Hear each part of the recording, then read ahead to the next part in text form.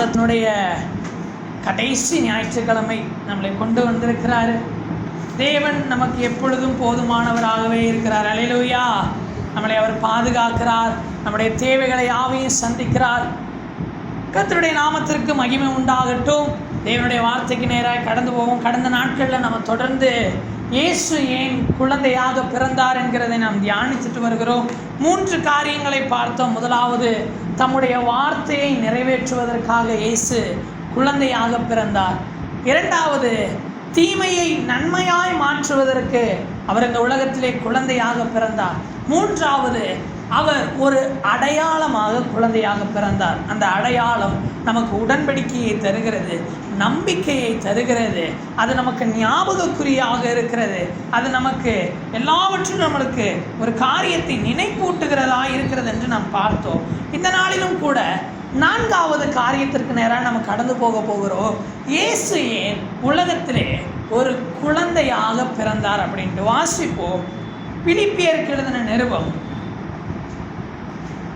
அதனுடைய 2வது அதிகாரம்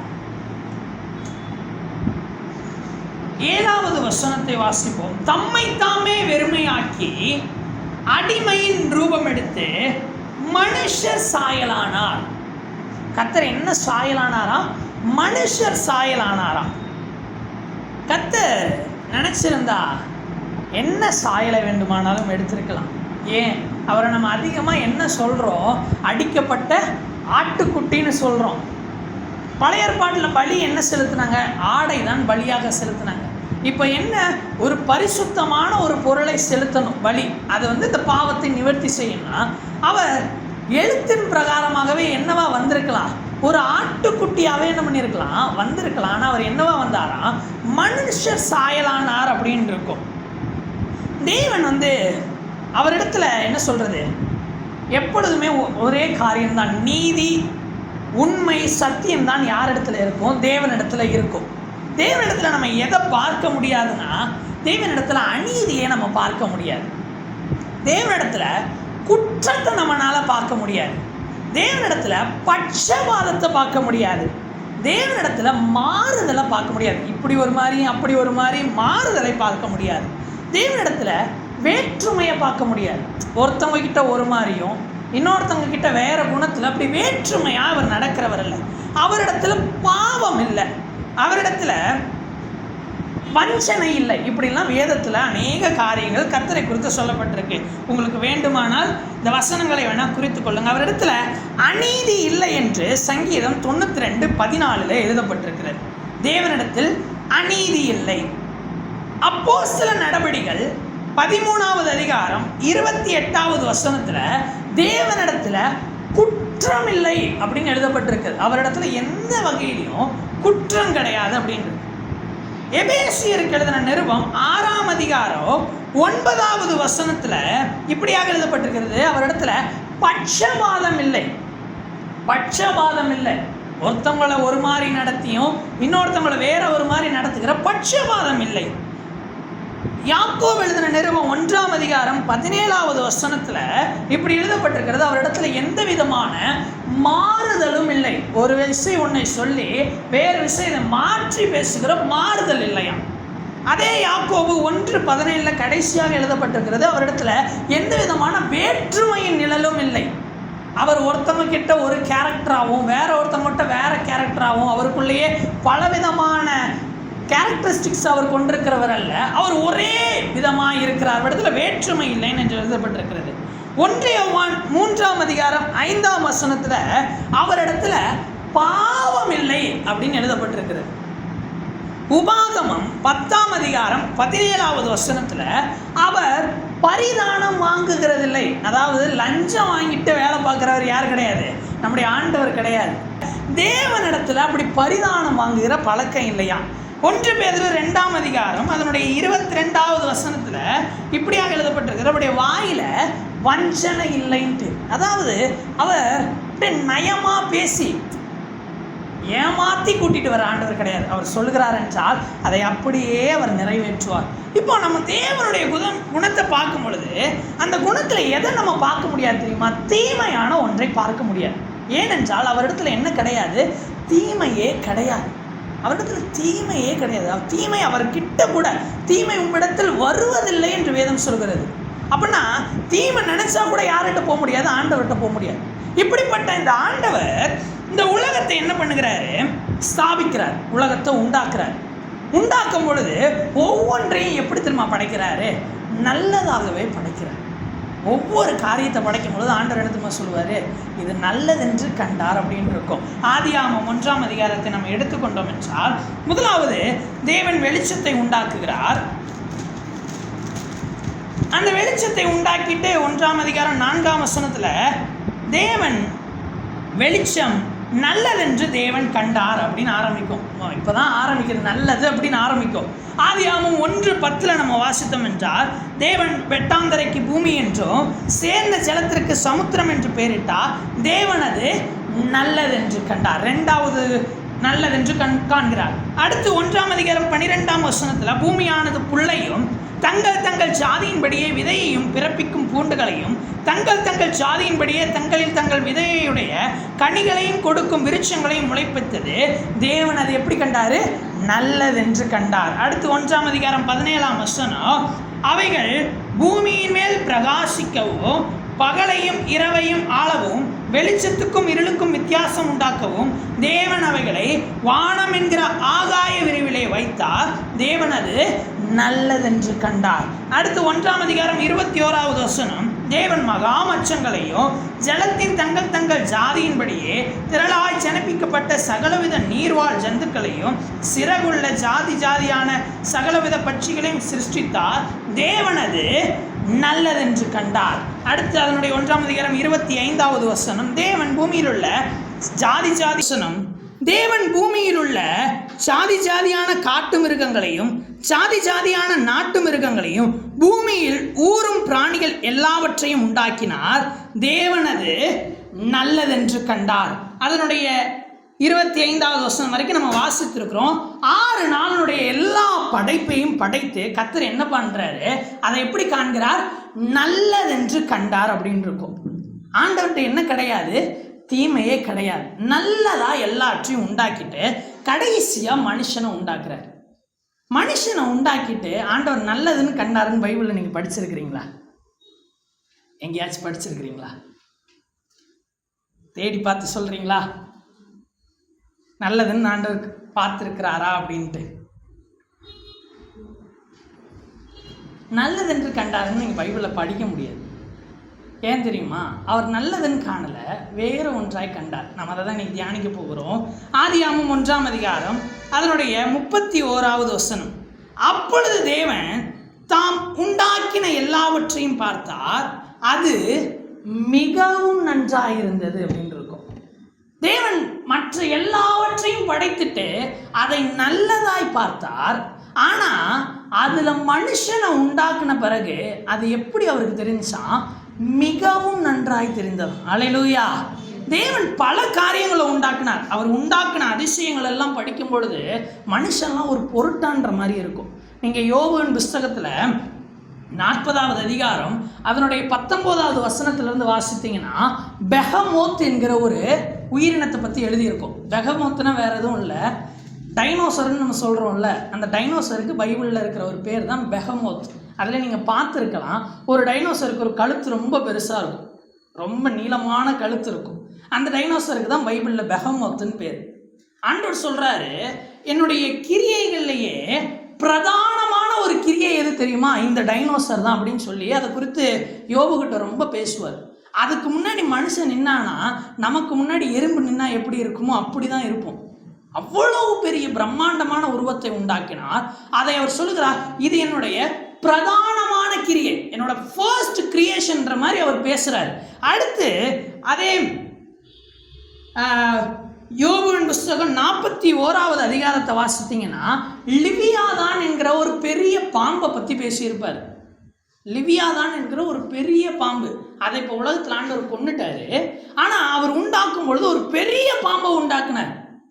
ஒரு அனகோண்டான்னு நம்ம படத்துலலாம் காட்டுற மாதிரி அப்படி ஒரு பெரிய பாம்பை உண்டாக்குனார். அதனுடைய தோலை ஒரு கத்தியால் கூட ஊடுருவ முடியாது.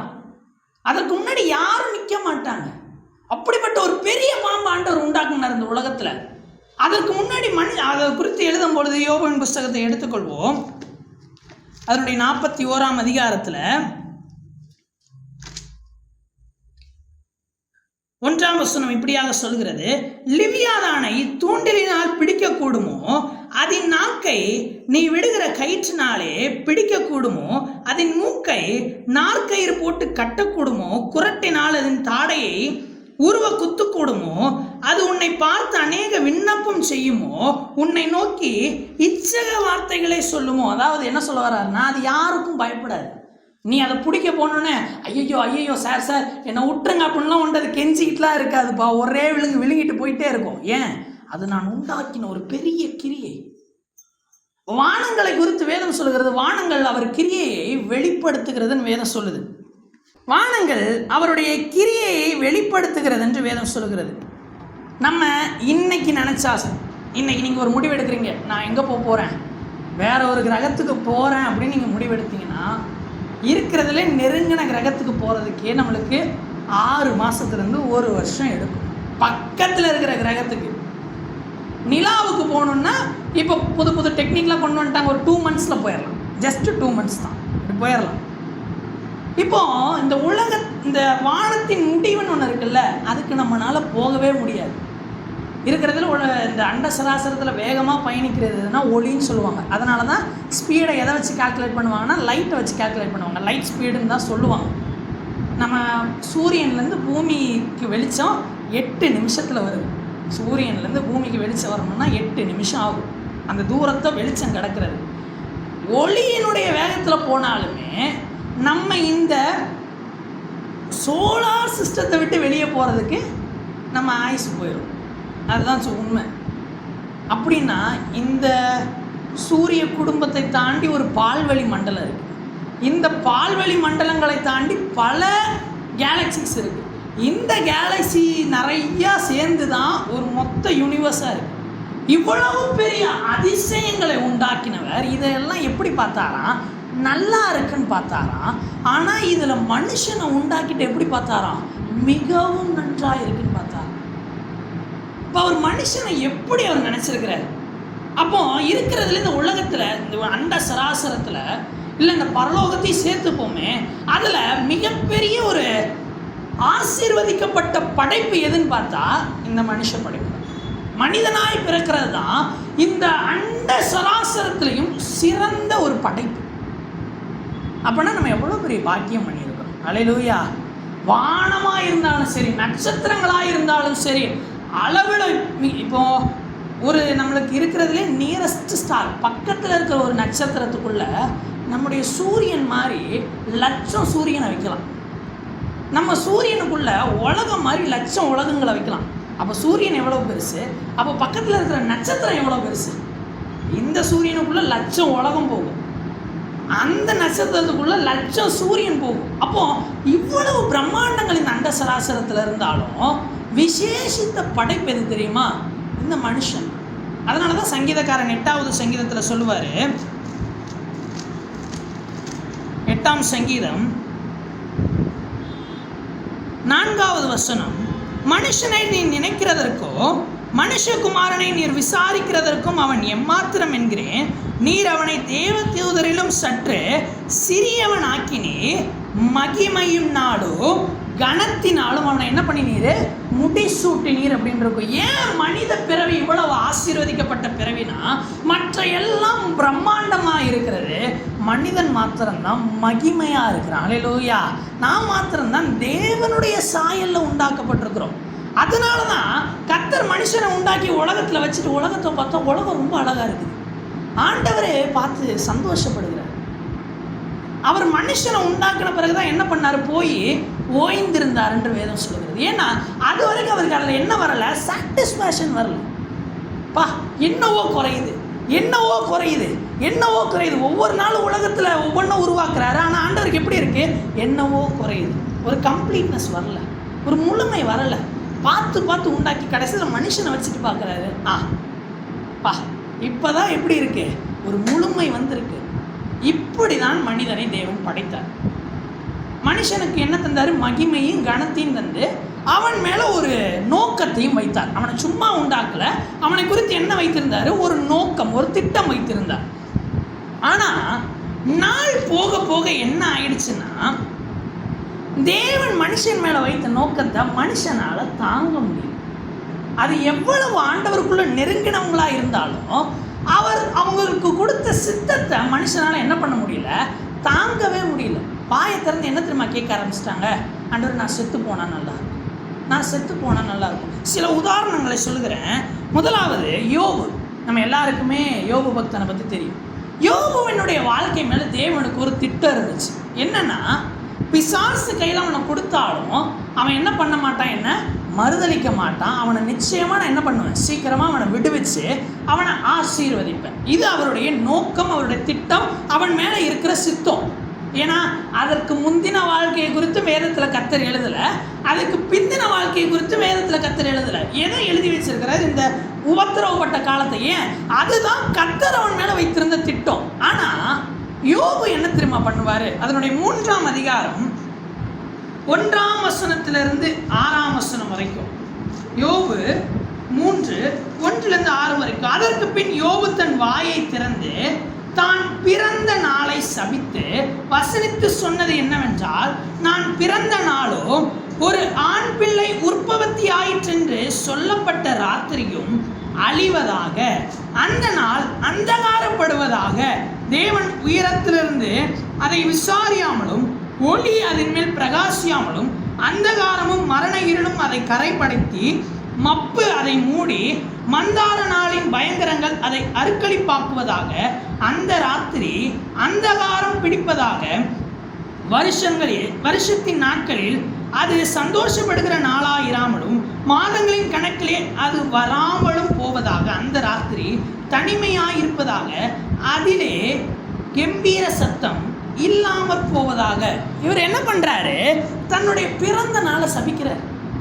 நல்லா யோசித்து பாருங்க. யோபின் வாழ்க்கை மேல கர்த்தர் வைத்திருந்த நோக்கம் எப்படிப்பட்டது? ரொம்ப பெருசு, ரொம்ப பெருசு. இன்றைக்கும் ஒரு பாடுகள் வரும் பொழுது வேதத்தில் சட்டு நம்ம எடுத்து வாசிக்கிறது யாருடைய பகுதியாக இருக்கும்? யோபுவின் பகுதியாக இருக்கும். யோபு பட்ட அளவுக்காக கஷ்டப்பட்டுட்டோம் அப்படின்னு தான் நம்ம என்ன பண்ணிப்போம்? நம்மளை தேற்றிப்போம். ஆனால் இந்த யோபு அந்த சித்தம் அவன் மேலே வைக்கப்பட்டிருந்தோம். அவன் என்ன பண்ணுறான்? என்ன திரும்ப வாயை திறந்து சொல்கிறான்? நான் பிறக்காமல் இருந்திருக்கலாம், நான் செத்து போயிருந்திருக்கலாம், நான் உருவான அன்னைக்கு என்ன பண்ணியிருந்திருக்கலாம்? அப்படியே அப்படியே செத்து போயிருந்திருக்கலாம், எங்கள் அம்மா வயிற்றுலேயே நான் செத்து போயிருந்திருக்கலாம், இப்படின்னு தொடர்ந்து பேசிக்கிட்டே இருப்பார். ஆண்டவர் எவ்வளோ துக்கப்பட்டிருந்திருப்பார். நல்லா யோசித்து பாருங்களேன். ஏன்னா அவர் இத்தனை படைப்புகளை படித்து அதை பெருசாக பார்க்கல. யாரை தான் பெருசாக பார்க்குறாரு? மனுஷனையும் அவன் மீது வைத்திருக்கிற சித்தத்தையும் தான் ஆண்டவர் என்ன பண்ணுறாரு? ரொம்ப பெருசாக யோசிக்கிறார். ஆனால் மனுஷன் என்ன பண்ணுறான்? அந்த சித்தத்தை பார்த்து இது எனக்கு நடக்காமல் இருந்திருக்கலாம், நான் பிறக்காமல் இருந்திருக்கலாம். அப்படியே இன்னொரு மனிதனும் இருக்கிறார். எரேமியா என்கிற தீர்க்கதரிசி இருக்கிறாரு. 20ஆம் அதிகாரம் எடுத்துக்கொள்வோம். எரேமியா 20வது அதிகாரம்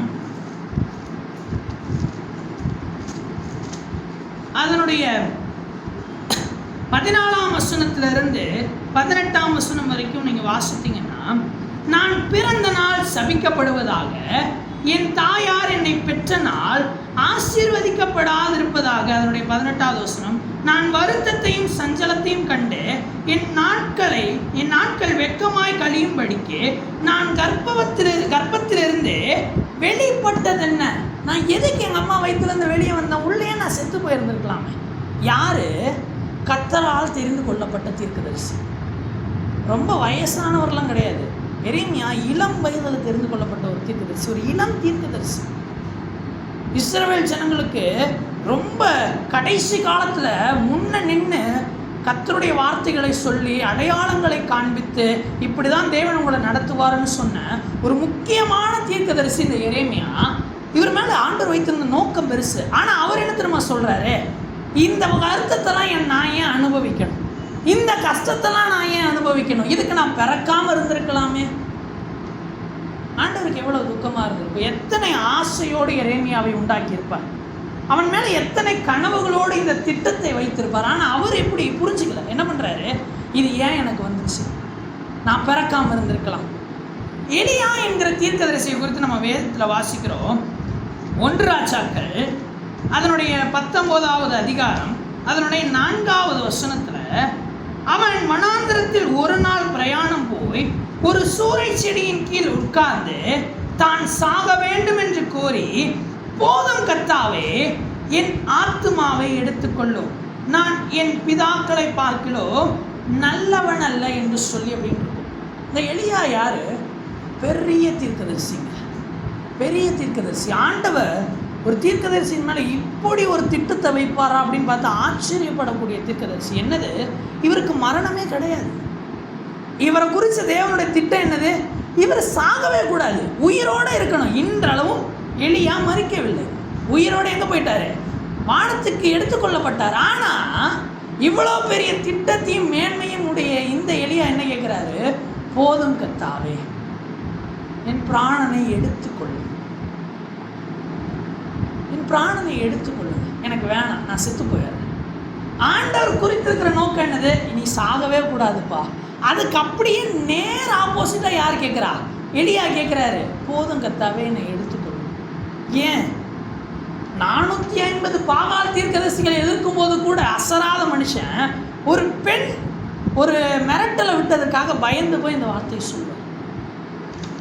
அடுத்து யோனா என்கிற ஒரு தீர்க்கதரிசியை குறித்து எழுதப்பட்டிருக்கும். யோனாவின் தீர்க்கதரிசன புஸ்தகம் 4வது அதிகாரம் அதனுடைய 3வது வசனம், இப்போதும் கர்த்தாவே, என் பிராணனை என்னை விட்டு எடுத்துக்கொள்ளும், நான் உயிரோடு இருக்கிறதை பார்க்கலும் சாகிறது நலமாயிருக்கும்.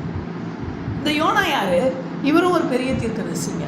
இவருடைய புத்தகம் வேணால் சிறுசாக இருக்கலாம், ஆனால் இயேசுக்கிட்ட வந்து கேட்பாங்க, எங்களுக்கு ஒரு அடையாளத்தை காட்டுங்க அப்படின்ட்டு. அப்போ சொல்லுவார் இயேசு, யோனா தீர்க்கதரிசியின் அடையாளமே இல்லாமல் உங்களுக்கு வேற அடையாளம் கிடையாது அப்படின்பார். யோனா தீர்க்கதரிசி எப்படி மீனின் வயிற்றில் 3 நாள் இருந்தாரோ, அதே போல் மனுஷகுமாரனோ பூமியின் வயிற்றில் அவருக்கு ஈக்குவலாக பார்த்த ஒரு தீர்க்கதரிசி.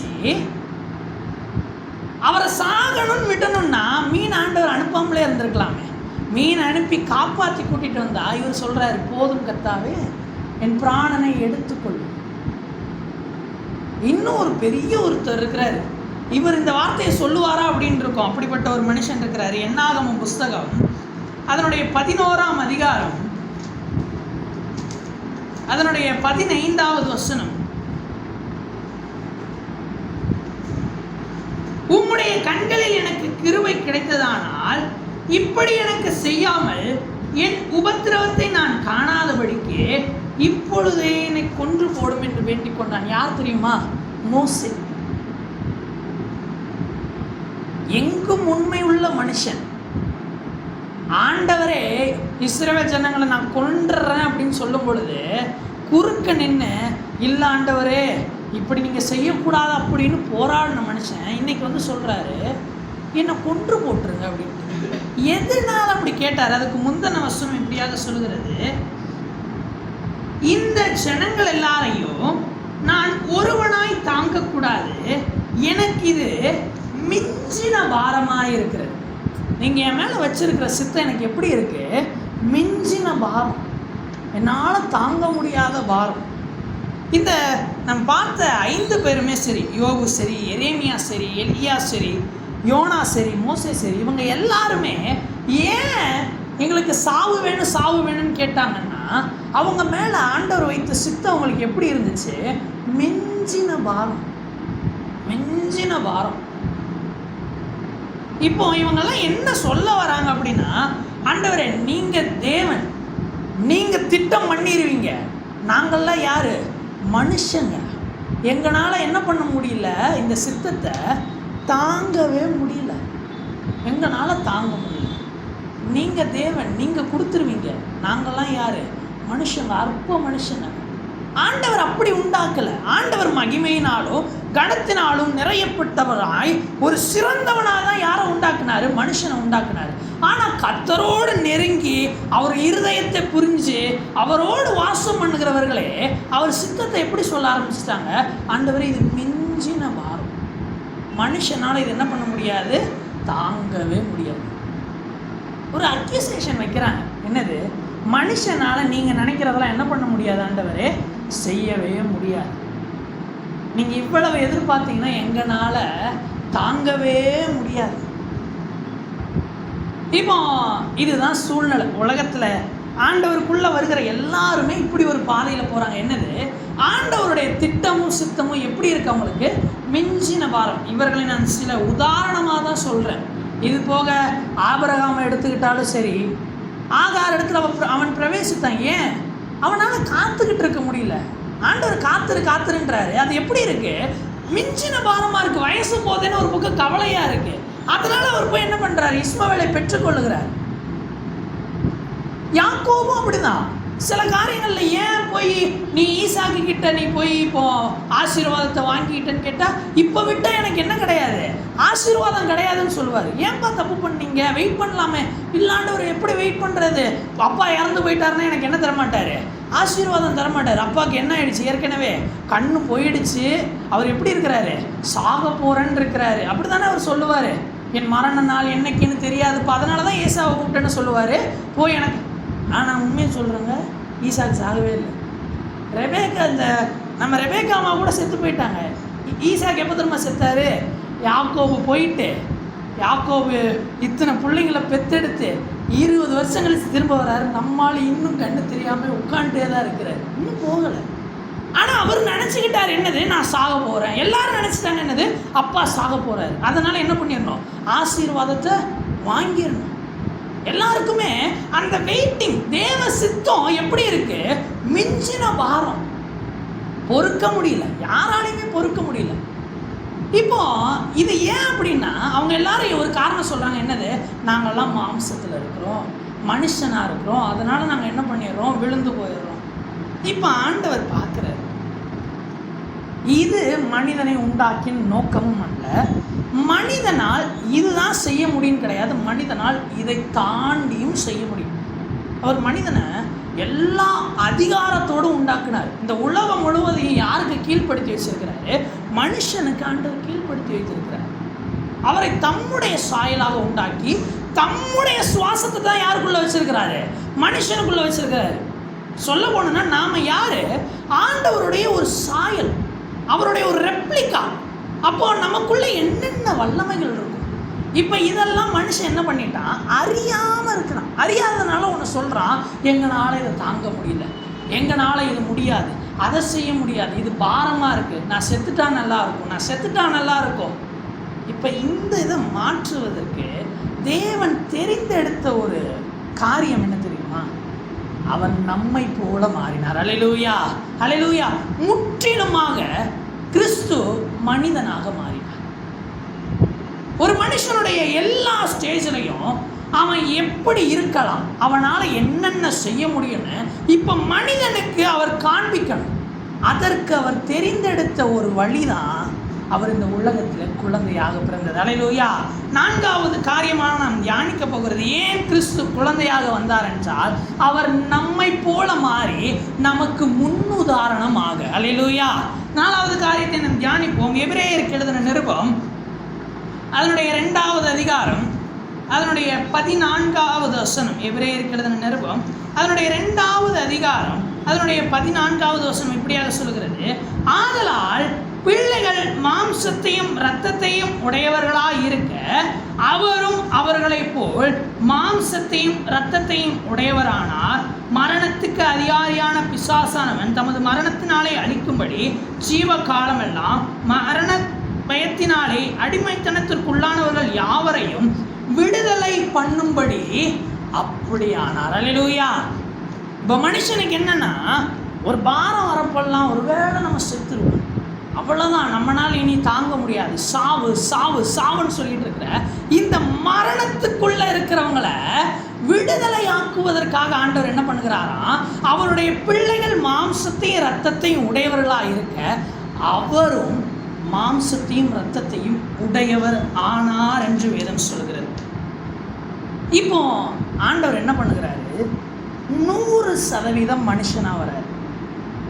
அவர் 100% ஆண்டவராக இருக்கிறது போல இந்த உலகத்திலே 100% மனுஷனாக இருந்தார். எபிரேயருக்கு எழுதின நிருபம் 4வது அதிகாரம் அதனுடைய 15வது வசனம் இப்படியாக சொல்லுகிறது, நம்முடைய வசனங்களை குறித்து பரிதபிக்க கூடாத பிரதான ஆசாரியர் நமக்கிராமல் எல்லா விதத்திலும் நம்மை போல் சோதிக்கப்பட்டோம் பாவம் இல்லாதவராகிய பிரதான ஆசாரியரே நமக்கு இருக்கிறார். ஆண்டவர் குறித்து எழுதப்பட்டிருக்கிறது. அவர் எப்படி இருக்கிறாரா? ஏதோ தூரத்திலிருந்து மனுஷன் பாடுபடுறான்னு பார்த்துட்டு இல்லாமல் இருக்கு, அப்படிப்பட்டவராக இல்லாமல் நம்மை போல அவர் சோதிக்கப்பட்டார், நம்மை போல பாடுபட்டார். இயேசு பிறந்த நாள்லேருந்து பாடுங்க, அவர் பிறந்த நாள்லேருந்து பாடுங்க. அவர் பிறந்த பொழுது ஒரு சரியான இடத்துல கூட அவர் தலையை சாய்க்கவில்லை. எங்கே கொண்டு போய் தெரியுமா வச்சாங்க? முன்னணையில் வச்சாங்க. முன்னணைனா ஆடுகளை கொண்டு போய் போடுற இடம். ஆடு பிறந்துச்சுன்னா அதை கொண்டு போய் அந்த ஒரு பெட்டியில் போடுவாங்க. அந்த பெட்டி தான் முன்னணைன்னு சொல்லுவாங்க. ஒரு குழந்தைய நம்ம எப்படி வைப்போம்?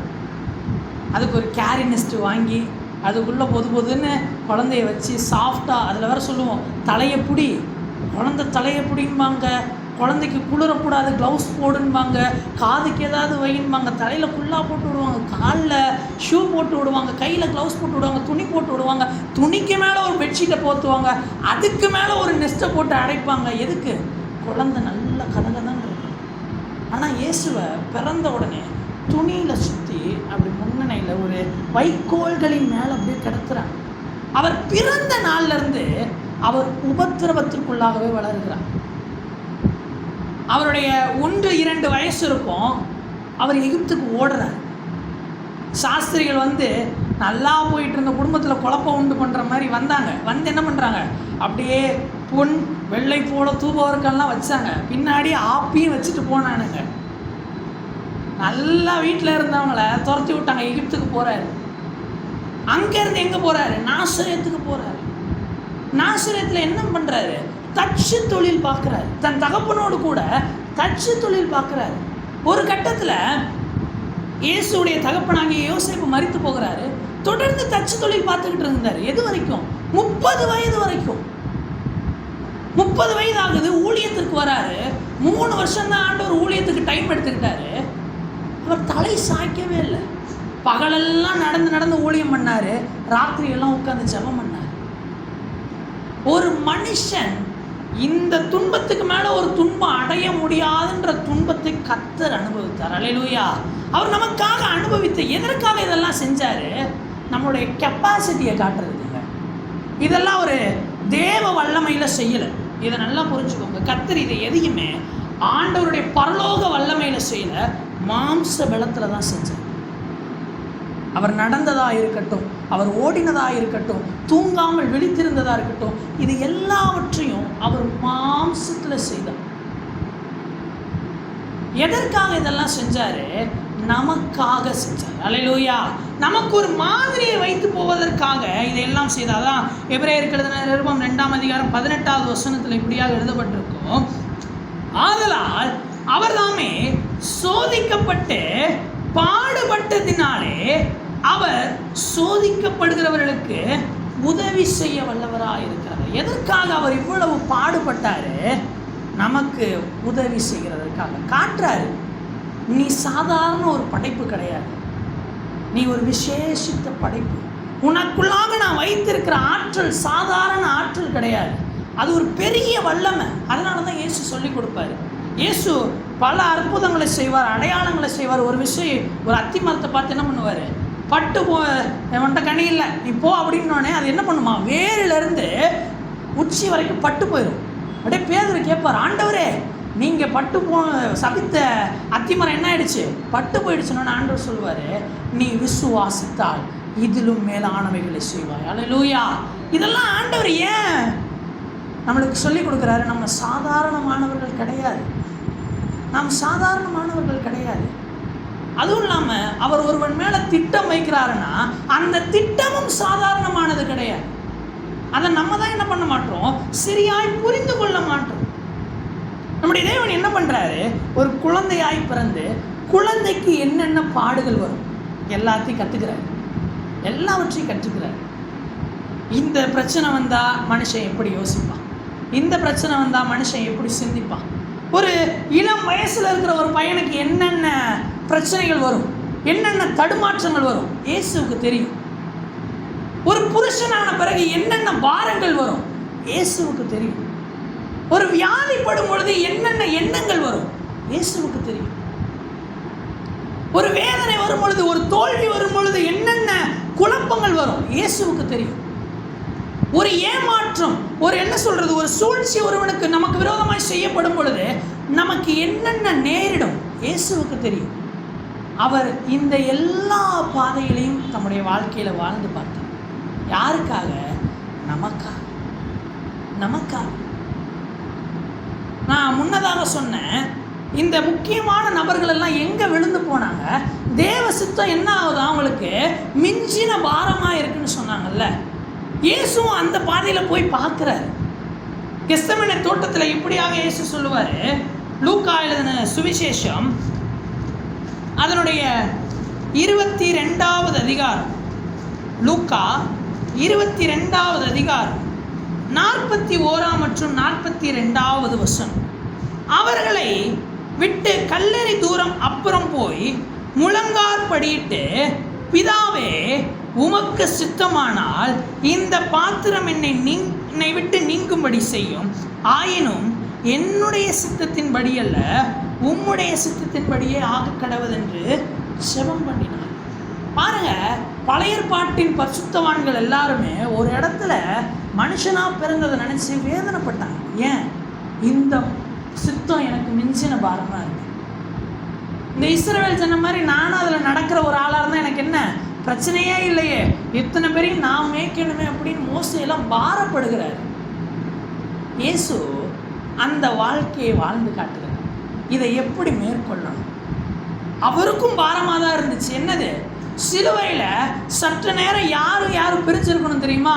பிதாவும் குமாரனும் பிரிஞ்சிருக்கணும். ஏன்? மொத்த பாவமும் எங்கே வரப்போகுது? இயேசு மேலே வரப்போடுது. அதனால தான் அவர் சிலுவையிலேருந்து சொல்லுவார், என் தேவனே என் தேவனே ஏன் என்னை கைவிட்டீர்?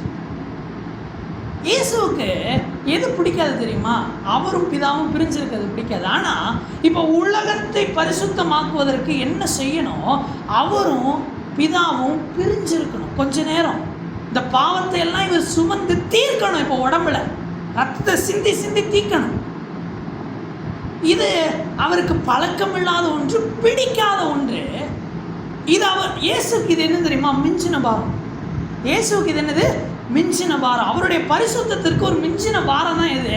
பிதாவும் அவரும் பிரிஞ்சிருக்கிறது. ஆனால் இயேசு அதை ஏற்றுக்கொண்டார். ஏன்? அது பிதாவின் சித்தமாக இருக்கு. பிதாவுக்கு அதுதான் சித்தம்னா அது என்ன கஷ்டமாக இருந்தாலும் சரி, அதை நான் என்ன பண்ணுவேன்?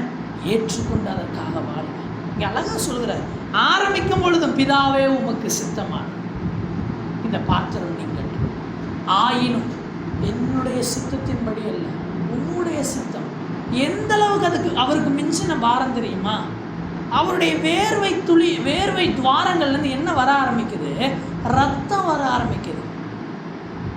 மெடிக்கல் கண்டிஷனில் இருக்கிறதுலே நாம் அதிகமாக உச்சக்கட்ட ஸ்ட்ரெஸ்ஸுக்கு போகும்போது தான் நம்முடைய இரத்த நாணங்கள் வெடித்து அது வேர்வையோடு கலந்து வெளியே வருமா. இயேசு இந்த வார்த்தைகளை சொல்லும் பொழுது இந்த உலகத்தில் யாரும் அனுபவிக்காத உச்சபட்ச பாரத்தை அனுபவிக்கிறார். ஆனாலும் அந்த நேரத்தில் எதை தான் முன்னாடி நிறுத்தினார் தெரியுமா? தேவனுடைய சித்தத்தை நிறுத்தினார். இதையெல்லாம் நமக்கு அவர் முன்மாதிரியாக வைத்து போவதற்காகவே இந்த தேவன் நமக்கு குழந்தையாக பிறந்தார். அதனால தான் 1 பேதுரு 2ஆம் அதிகாரம் அதனுடைய 21வது வசனத்தில் பேதுரு இப்படியாக எழுதுவார். 1 பேதுரு 2:21, இதற்காக நீங்கள் அழைக்கப்பட்டும் இருக்கிறீர்கள், ஏனெனில் கிறிஸ்துவும் உங்களுக்காக பாடுபட்டு நீங்கள் தம்முடைய அடிச்சுவடுகளை தொடர்ந்து வரும்படி உங்களுக்கு மாதிரியை பின்வைத்து போனார். இயேசு எங்க குழந்தையாக பிறந்தாரு? நமக்கு ஒரு முன்மாதிரி வேணும், நமக்கு ஒரு ரோல் மாடல் வேணும், இல்லை ஒரு எக்ஸாம்பிள் வேணும். ஒரு மனுஷன் எப்படி வாழ முடியும்? ஏன்னா இந்த வேதத்தில் யாருமே அதை நம்மளுக்கு முன்மாதிரியாக வாழ்ந்து காட்டவே இல்லை. நான் தாவீதை ரோல் மாடலாக எடுப்பேன்னா அடுத்தவன் பொண்டாட்டி மேலே எனக்கு என்ன வரும்? ஆசை வரும். நான் ஆபிரகாம ரோல் மாடலாக எடுப்பேன்னா 3 கல்யாணம் பண்ணிப்பேன். நான் யாக்கோப ரோல் மாடலாக எடுப்பேன்னா எவனையாச்சும் ஏமாற்றுவேன். நான் யோசேப்பை ரோல் மாடலாக எடுப்பேன்னா கொஞ்ச நேரத்துக்கு என் அண்ணன்களை என்ன பண்ணுவேன், கொஞ்சம் கலக்க விடுவேன். ஒரு 3-4 மாதமாச்சு என்ன பண்ணுவேன், படி வாங்குவேன். நான் மோசேயை ரோல் மாடலாக எடுத்தேன்னா யாராச்சும் எனக்கு பிடிச்சவங்களை துன்புறுத்தினானா அவனை இழுத்து போட்டு என்ன பண்ணுவேன், போட்டு தள்ளிட்டு மண்ணில் புதைச்சிருவேன். நான் யோசுவாவை ரோல் மாடலாக எடுப்பேன்னா வந்து பேசுகிறவங்க எந்த ஊருக்காரங்கன்னு கூட தெரியாமல் கண்ட இடத்துல அவங்களுக்கு இடம் கொடுப்பேன். இப்படி வேதத்தில் யாரை நான் ரோல் மாடலாக எடுத்தாலும் நான் என்ன பண்ணிடுவேன், விழுந்து போயிடுவேன். அதனால் உலகத்தில் இருக்க மனுஷங்களுக்கு தெரியல ஒரு மனுஷனால் என்னென்ன செய்ய முடியும்ட்டு. எலியாவை ரோல் மாடலாக எடுப்பேன்னா எங்கடா நம்ம ஊரில் சூறச்செடி இருக்குன்னு தான் நம்ம போய் தேடணும். அப்படி தான் ஆயிரும். ஏன்னா ஒன்றில் நின்றவர்கள் இன்னொன்றில் என்ன பண்ணிடுறாங்க, விழுந்துடுறாங்க. ஒரு மனுஷன் என்ன பண்ண முடியுன்றதுக்கு ஒரு உதாரணமே இந்த உலகத்தில் இல்லை. இயேசு பார்க்குறாரு, தன்னையே உதாரணமாக வைக்கிறார். அல்லேலூயா. ஒரு முழு மனிதனாக ஒரு வாழ்க்கையை வாழ்கிறார். வாழ்ந்தது என்னவோ 33 வருஷம் தாங்க. ஆனால் எந்த வயதினருக்கும் எந்த கேள்விக்கும் அவருடைய வாழ்க்கையில் பதில் இருக்கிறது. அல்லேலூயா. இதை தாண்டி இன்னொன்னையும் செய்கிறாரு. அவர் மனுஷனாக வந்து என்ன தெரியுமா, இப்போ அவருக்கு இந்த உலகத்தில் பாடுபட்டார். அவரும் என்ன பண்ணார், பாடுபட்டார். ஒரு இழப்பின் வழி என்னன்னு அவருக்கு தெரியும். ஒரு பாவம் வரும் பொழுது அதை மேற்கொள்வது எவ்வளவு கஷ்டம்னு அவருக்கு தெரியும். அவர் தேவனாக இருக்கும் பொழுதே அது அவருக்கு தெரியும், இல்லைன்னு சொல்லலை. ஆனால் அவர் என்னவும் பண்ணியிருக்கிறாரு, அதை மாம்சத்தில் வாழ்ந்தும் பார்த்ததுனால வேதம் சொல்லுகிறது. 1 யோவான் 2வது அதிகாரம் அதனுடைய 1வது வசனம், என் பிள்ளைகளே, நீங்கள் பாவம் செய்யாதபடிக்கு இவைகளை உங்களுக்கு எழுதுகிறேன்.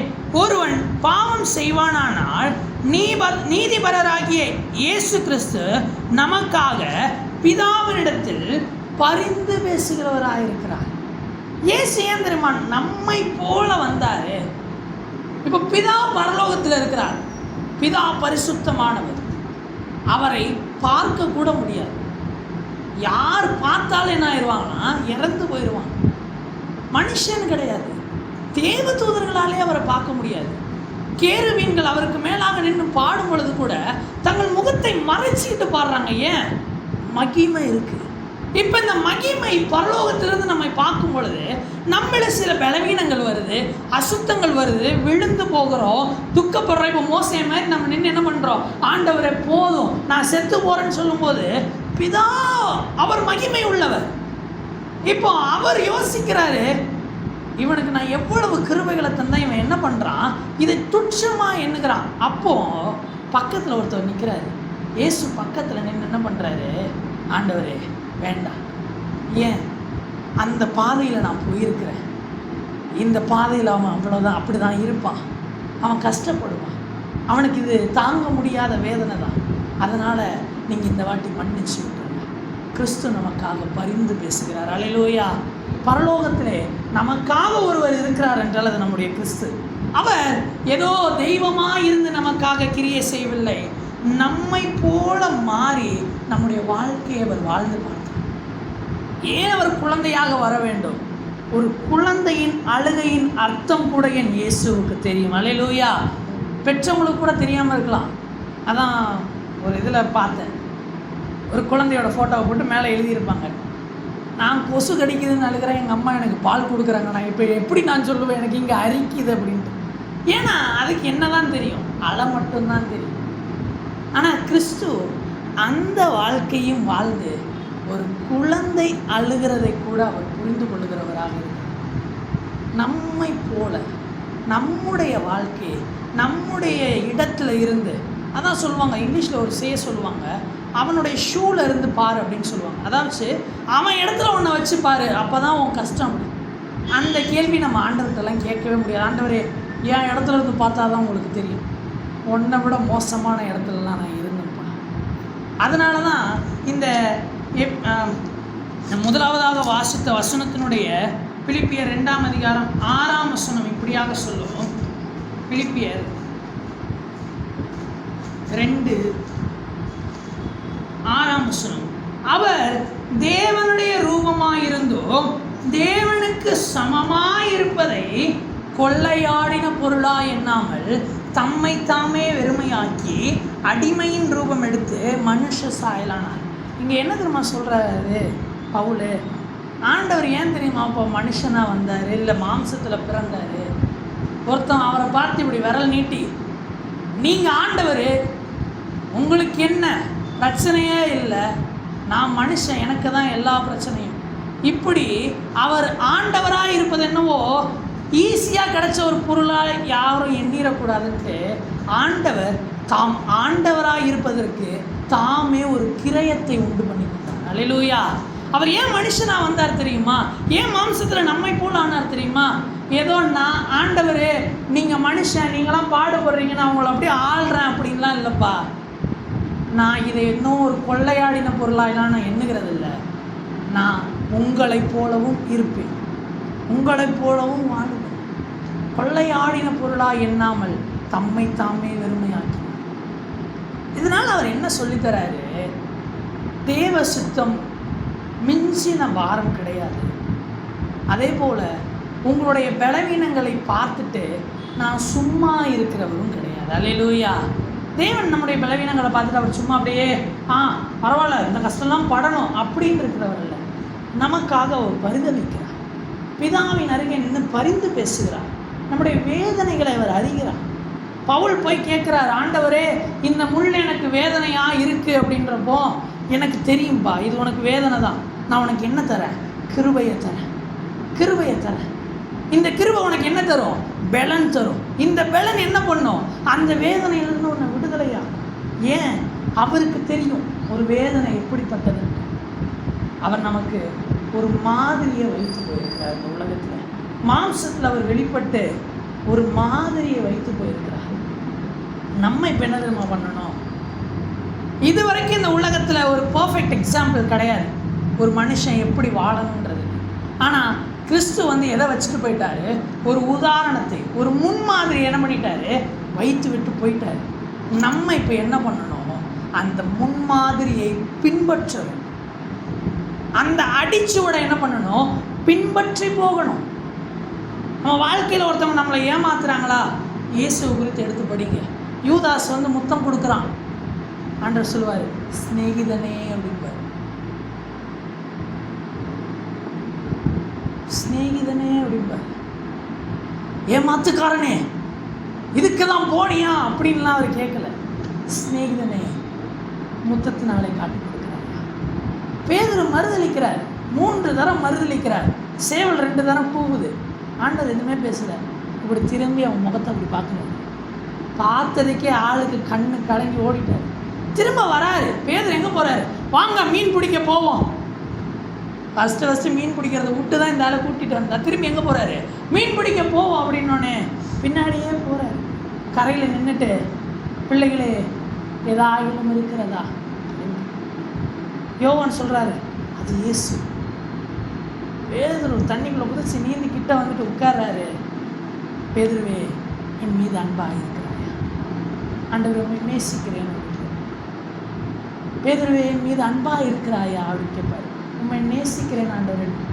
அன்பாக இருக்கிறாயன்றது வேற, நேசிக்கிறதுன்றது வேற. கிரீக்கில் அவர் கேட்குறது அகாப்பே அப்படின்றது ஒரு அன்பு. இவர் நம்ம பேதுரு சொல்கிறது பீடியோ அப்படின்ற அன்பு. அகாப்பேன்றது எவர் லாஸ்டிங் லவ், நித்தியமாக நேசிக்கிறது. பீடியோன்றது தேவைக்காக நேசிக்கிறது. பேதுரு சொல்லிக்கிட்டே இருக்கிறார், ஆண்டவர் நான் தேவைக்காக ஒன்று தேடுவேன். ஆண்டவர் அடுத்து இறங்கி வருவார்.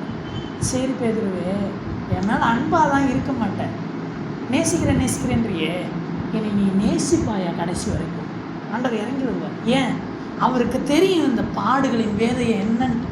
அதனால் அவர் தன்னை இறக்கி கொள்கிறார், கீழே இறங்கி வரார். சரிப்பா, ஒரு நாளைக்கு 1 மணி நேரம் ஜெபிக்க முடியாது, 5 நிமிஷம் ஜெபிக்க முடியுமா? ஒரு நாளைக்கு உன்னால் 1 அதிகாரம் படிக்க முடியல, 5 வசனம் படிப்பியா? ஆண்டவர் இறங்கிக்கிறார். அவர் நம்மை மண்ணென்று நினைவு கூறுகிறார் என்று சங்கீதத்தில் எழுதியிருக்கிறது. நம்மளாம் மண்ணென்னு அவர் நினைவு கூறுகிறார். ஏன்? நம்முடைய வாழ்க்கையை அவர் வாழ்ந்து பார்த்துருக்கிறார். இனி நம்ம என்ன பண்ணணும்? அவர் வாழ்க்கையை நம்ம வாழ்ந்து பார்க்கணும். ஒரு நாள் அவர் வெளிப்படும் பொழுது அவரை போல நம்ம முழுசாக மாற போகிறோம். ஆனால் இந்த உலகத்தில் இருக்கிற வரைக்கும் கிறிஸ்துவின் சிந்தையை நாம் தரித்து கொள்ளணும். கிறிஸ்துவை போல நம்ம வாழணும். இனி வாழ்கிறது நான் அல்ல, கிறிஸ்துவே என்னில் ஜீவிக்கிறாருன்னு சொல்லி கிறிஸ்துவை நாம் தரித்து கொள்ள வேண்டும். எவ்வளவு பெரிய ஒரு தியாகத்தை ஒரு தேவன் செய்கிறார். அவர் இருக்கிற அந்த அதிகாரத்துக்கும் அந்த மேன்மைக்கும் இப்படி வர்றதெல்லாம் கற்பனை கூட பண்ணி பார்க்க முடியாத ஒரு தியாகங்க. கற்பனை கூட. இப்போ நம்ம நாய்ங்கள்லாம் தெருவில் கஷ்டப்படுது, நான் நாயாக மாறி தெருவில் நாய் கூட கஷ்டப்படுவேன்னு என்னைக்காவது நம்ம யோசிப்போம்? கஷ்டப்படுத்துகிறதே நம்ம தான். ஒழுங்காக இருக்கிற மிருகங்கள்லாம் போக்குவரத்தில் கஷ்டப்படுற மாதிரி ரோடை கட்டி வீடை கட்டி அதுங்க வாழ்ந்துட்டு இருந்த காடை அழித்து கஷ்டப்படுத்துகிறதே நம்ம தான். நம்ம என்னைக்காச்சும் அந்த வாழ்க்கையை நான் வாழ்ந்து பார்க்கணும்னு யோசிப்போமா? நிச்சயமாக யோசிக்க மாட்டோம். ஏன்? அதெல்லாம் நம்முடைய பார்வைக்கு அற்பமான வாழ்க்கை. ஆனால் தேவன் அப்படி யோசிக்கவே இல்லை. ஏன் மனுஷன் கஷ்டப்படுறான்? ஏன் என் சித்தம் அவனுக்கு மிஞ்சின பாரமாக இருக்குது? அவனை போல நான் மாறுறேன். எப்படி தேவ சித்தத்தை செய்யணும்னு நான் என்ன பண்ணுறேன்? சொல்லித்தரேன். அவனுக்கு ஒரு முன்மாதிரியை வைத்து போயிருக்கிறேன். அப்படியே தேவ சமூகத்தில் எழுந்து நிற்கலாமா? தேவன்கிட்ட கேட்க போகிற, ஆண்டவரே உண்மை போல எங்களை மாற்றுங்க. நீங்கள் மாம்சத்தில் இங்கே வாழ்ந்த இந்த வாழ்க்கையை நான் என்னுடைய வாழ்க்கையின்